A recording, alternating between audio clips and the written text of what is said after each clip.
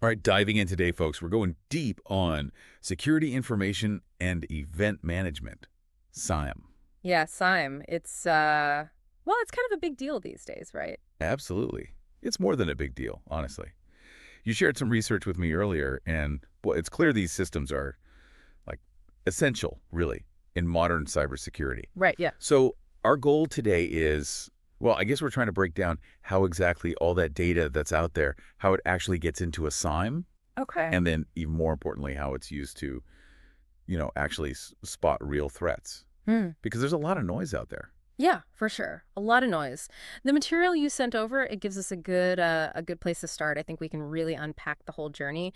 Starting with data from all these different devices, how it gets into the SIEM, then how those detection rules are made, what a SIEM can actually do, and of course the whole problem of false alarms. Which is, I think, a huge, a huge challenge, a huge pain point for a lot of organizations. Yeah, absolutely. But also something we can at least start to get a handle on. So Definitely. anyone listening in, whether you're completely new to cybersecurity or maybe you're just prepping for like a technical discussion where SIEM might pop up, Right. or hey, maybe you're just curious about how companies actually try to protect themselves from all these attacks. Sure. This deep dive should give you, I think, a solid understanding of how these SIEM systems work at a basic level. So where do we even start? Well, like with anything else, you got to, start with the basics. Okay. And for a SIEM, that means data. Without data, it's just an empty shell. So Yeah. step one is getting all that information into the system from everywhere. I'm talking firewalls, servers, all your network security, the individual computers people use, and especially now the cloud services. Right, because it's not like, every device and every system speaks the same language, right? Exactly. Like if you think about it, how does a SIEM make sense of information coming from, say, a firewall versus something like AWS? Right, good point. That's where we get into things like syslog. Syslog. Oh, It's pretty much the standard way, the most common way to get security information into a SIEM. Basic visibility across the network. It's kind of like, if you think about it, the workhorse. You see it with firewalls, switches, servers, all sending their logs in a pretty standard way. so syslog, it's like a common language, kind of, for a lot of these devices. Yeah, exactly. But what about, like you said, the cloud stuff? What about things like Azure or AWS? Yeah. They probably don't use syslog, right? Right. For the cloud, you're usually talking about API integration. API, okay. Each cloud service has its own specific way of doing things, right? Logging events. Yeah. And SIEMs, they connect directly using APIs, application programming interfaces. Yeah. That way, it's a direct line to that specific data. A lot more feature-rich, compared to trying to force everything into syslog. Makes sense. So you've got syslog for a lot of those core network devices. You've got APIs for the cloud. What about people's computers? Yeah. Like, everyday laptops and desktops. Yeah, so those are endpoints, right? And often you need an agent for that. It's a little piece of software that sits right on the machine. That way you can collect all sorts of information way beyond what you get from the regular system logs. Plus, sometimes the connection back to the SIEM isn't great, Right. so an agent helps with that. So we have these different ways to get data to the SIEM. But, I mean, an organization probably doesn't want every single log entry from every device. That would be... Oh yeah, no, way too much. It would be like drinking from a fire hose. Exactly, yeah. Like overwhelming. So how do they decide what logs are actually important? That's where log source configuration comes in. Organizations have to, well, they have to be picky. Okay. What logs from each device are actually important for security, right? Makes sense. So you might want things like authentication logs so you can track who's logging in, when, from where. Network traffic logs are key too, see what kind of communication is happening. And then system events to catch any unusual activity at the operating system level. So that's how I guess that's how they make sure they're not just drowning in a sea of data. Exactly. Focus on what matters. So now we've got the logs we want. How do those logs how do they travel from the device to the SIEM? Okay, so imagine a log, just a single log, making its way to the SIEM. Step one is log forwarding. Okay. That's the actual mechanism for sending the log. Let's say we're talking about a Fortinet firewall. You essentially have to tell it where to send the info. Give it the SIEM's IP address, the port, and what kind of data to expect. That it's like giving the firewall directions. Yeah, exactly. Like, hey, if something interesting happens, send a message over here. You'd go into the configuration of the firewall, enable syslog, put in the SIM's IP address and the port, and then you'd also have to specify the log source type within the SIM itself. It's all about getting that connection set up correctly. So then how do you actually make sure those messages are getting through? Well, most SIEMs have tools. You can run search queries, make sure those logs from the new source are actually showing up, check for the IP address, maybe look for certain event types. Like if it's a firewall, you might look for a deny event that happens when it blocks traffic. Okay, so the log gets to the SIEM. Now what? Well, it's probably not, it's not in a very readable format at that point. It's raw data. Right. So the SIEM has to go through log ingestion and parsing. Okay. What exactly is parsing? It's how the SIEM takes that raw, messy data and finds the important stuff, timestamps, user IDs, IP addresses, things like that. It takes all that text and basically creates a structure, so the SIEM can actually use it. So it's like taking a jumbled pile of puzzle pieces and starting to sort them out. Exactly. Okay, so the SIEM organizes the information. Then what? This is where we get into the really cool stuff, the part that makes a SIEM more than just a storage system. It's normalization and correlation. Normalization means taking all these parsed logs, which might look totally different depending on the device, and putting them into a standard format that the SIEM understands. Oh, I see. And then correlation. This is where the SIEM actually connects the dots, right? Like it looks for links between events that might seem totally separate. But when you put them together, they could point to a real security problem. It's kind of like, well, normalization is making sure everyone's speaking the same language, and correlation is figuring out what they're actually saying to each other. That's a great way to put it. So we've got all these logs, we've organized them, and now we're starting to actually look for threats. This is where, this is where correlation rules come into play, right? Exactly. A SIEM isn't just about collecting logs. It's about finding the patterns, the connections that could point to a serious issue. It's about identifying those needles in the haystack. So one of the main ways they do that is through what we call rule-based correlation, right? Walk us through how those rules work. Yeah. So think of it this way. You're setting up these predefined rules. If this happens, then that happens. Boom, alert. These rules, they're usually based on how we understand attacks, the typical behaviors and methods. So it's based on what we already know about how bad actors operate. Exactly. Like, here's a simple one.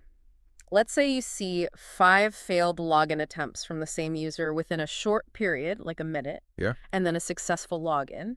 That could be a brute force attack, right? Okay, that makes sense. Yeah. So the SIEM is looking for specific patterns. If it sees A, then B, then C happening, it knows something might be wrong. Yeah, exactly. But then we have the more advanced stuff like behavior-based correlation or UEBA. How is that different? UEBA is much more about learning. Like it Yeah. figures out what normal behavior looks like for each user and device. It builds a baseline, typical login times, what resources they access, how much data they usually handle. Okay. And if it sees something that's way outside that norm, it flags it as suspicious. So instead of just a fixed rule about, say, 5 failed logins, it might notice that someone who never logs in after work is suddenly trying to access sensitive files at 3 a.m. Exactly. Or like our earlier example, someone logging in from, let's say, New York, and then 2 minutes later they're in London.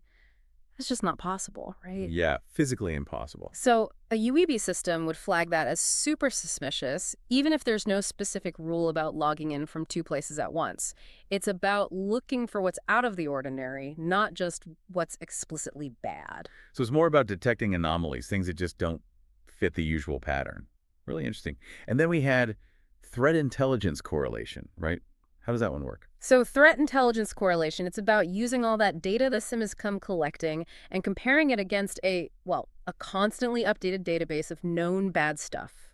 Blacklisted IPs, malware signatures, suspicious domains. If there's a match, then boom, alert. So it's like having a list of known criminals and checking if anyone in your network is interacting with them. Yeah, pretty much. It's all about leveraging the collective knowledge of the cybersecurity community. Okay, so we've covered these different correlation methods. Let's make this a bit more concrete. Can you walk us through some real-world examples? Sure. Let's revisit that brute force attack example. So, your rule might say 5 failed logins from the same user within 60 seconds, followed by a successful login, trigger an alert. And not just an alert. Some SIEMs can automatically block that IP address, to stop the attack in its tracks. So it's not just about seeing the threat, it's about actually doing something about it. That's amazing. Exactly. What about data exfiltration? Like, remember that example of someone suddenly downloading a ton of data? Right, 10 gigabytes or more. Right, and especially outside of their normal working hours, a SIM with UEBA, it would already have that baseline of normal behavior for each user. So it sees a huge download at an odd time, bam, it's flagged for investigation. It's the combination factors, right? It's not just the amount of data, it's the when and the who. Exactly, it's all about context. And finally, what about malware? Yeah, that was our third example. How does a sum connect those events, like someone opening a bad attachment? So imagine this. Someone opens a malicious attachment in a phishing email. That action is logged, right? Okay, And then their system launches a suspicious process, like, say, PowerShell. That's a favorite tool for attackers. right.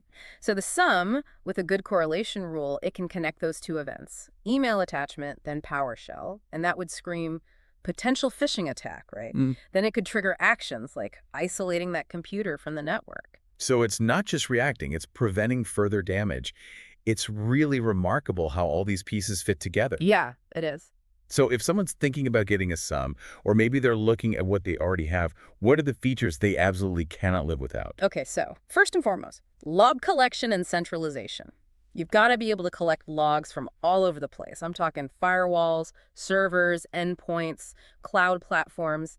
It all has to come together in one place. Right, that's the foundation. Then you've got event correlation, which we've been talking about. This is the heart of the SIM, the brains of the operation. Analyzing those logs, finding patterns, identifying security incidents. That's what it's all about. And you need to know about those incidents right away. So I'm guessing real-time alerting is crucial. Absolutely. You need those notifications right when something suspicious happens so you can respond quickly and effectively. The SIM's got to be able to send out alerts in real time or as close to it as possible. We also talked about threat intelligence correlation. Sounds like that's a non-negotiable feature these days. Yeah, for sure. Integrating with those threat intelligence feeds, that's how you stay ahead of the curve. You're basically tapping into the collective knowledge of the cybersecurity community. Right. And then there's UEBA, right? User and entity behavior analytics. Right, that deeper level of insight. Exactly. Establishing that baseline of normal behavior, then spotting anything that's out of whack. And to go even further, what about being able to respond to threats automatically? That's where automated response comes in. You can set up these predefined actions, playbooks, that get triggered when certain alerts happen. Like if there's a suspected malware infection, the SIEM could automatically isolate that device from the network. Wow, so it's not just detecting, it's taking action. Yeah. Saves a ton of time and can really limit the damage. And then let's not forget about compliance. Compliance reporting is a big one. SIEMs help organizations meet all those standards, like ISO 27301, PCI DSS, IPA. They provide all the data you need to show that you're following the rules. Right. So a SIEM isn't just a log collector. It's a complete security platform, constantly analyzing, detecting, responding. Yeah. But even with all that, I know one of the biggest challenges is dealing with the sheer volume of alerts. It's like, how do you know what's a real threat and what's just noise? Exactly. And that's where we get into the whole concept of false positives and true positives. Right. So let's define some of these terms just so everyone's on the same page. What exactly is a false positive? Okay, so a false positive is basically a false alarm. The SIM triggers an alert, but there's actually no real threat. Like, remember that example of an employee logging in from a new device? That could trigger an alert, even if it's perfectly legitimate. So the SIM thought it saw a threat, but it was wrong. Yeah. Now, a true positive, that's when the SIM gets it right. Like, let's say it detects known malware trying to, call home to its command and control server. Okay, so that's a genuine threat. Mm-hmm. And what about when an attack happens, but the SIM doesn't see it? That's a false negative. And that's a big worry, right? Because it means an attack slipped through. That can happen with really sophisticated, brand new attacks, what they call zero-day exploits. And finally, what about a true negative? That's just normal activity that doesn't trigger any alarms. Business as usual. So the goal is to maximize those true positives and true negatives while minimizing the false positives and false negatives. But I know that having a ton of false positives can really burn out security teams. Yeah, it's a big problem. It's called alert fatigue. You get so many alerts, most of them meaningless, that you start tuning them out. And then the real threats can get lost in all the noise. It's like the boy who cried wolf. Exactly. So what are some ways to reduce these false positives? Well, one thing you can do is fine-tune those correlation rules. Make them more precise so they're less likely to trigger on legitimate activity. Okay. You can also use whitelisting. Basically, you tell the SIEM to ignore certain things that you know are safe, like the IP addresses of your internal applications, for example. So like an approved senders list for your SIEM. Exactly. And of course, we talked about threat intelligence feeds. That helps the SIEM separate the real threats from the noise. So by reducing those false alarms, security teams can focus on the real threats, the real incidents. Exactly. Well, we've covered a lot of ground today. We talked about how data gets into a SIEM, all the different correlation methods, the must-have features, and the whole issue of false positives. That's a pretty comprehensive look at the world of SIEM. It is. And I think it really gives you an appreciation for how complex cybersecurity is these days and how important these tools are. It's a constant battle to stay ahead of the bad guys. It really is. So I'll leave you with this, folks. While SIEM systems are powerful, they need to be configured carefully, and you have to keep working on them, refining them. Yeah. Their ability to connect the dots and find those hidden threats, it really shows the power of, well, of smart analysis, of using rules, and of adapting to a constantly changing landscape. Right. It makes you think, what other areas of life, what other systems really benefit from this kind of thinking? It's something to ponder. Thanks for joining us. Thanks for having me.